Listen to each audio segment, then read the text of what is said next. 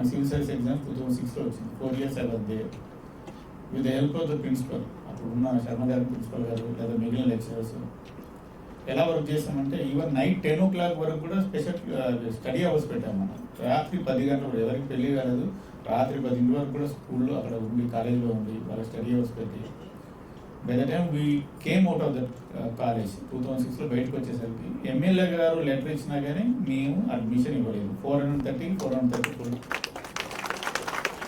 Entrance exam పెట్టి admissions ఇచ్చేవాళ్ళు.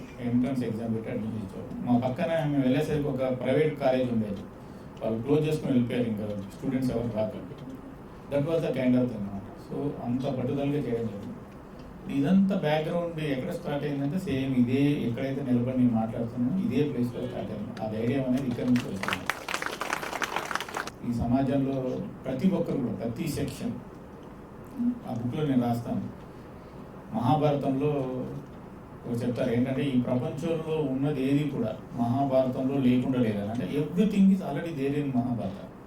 అదేవిధంగా ఈ సమాజంలో ఈ యూనివర్సిటీ నుండి బెనిఫిట్ పొందిన సెక్షన్ అంటూ ఎవరు లేరు. ఆ విధంగా this is a academic Mahabharata. Thank you sir, thank you very much. Thank you.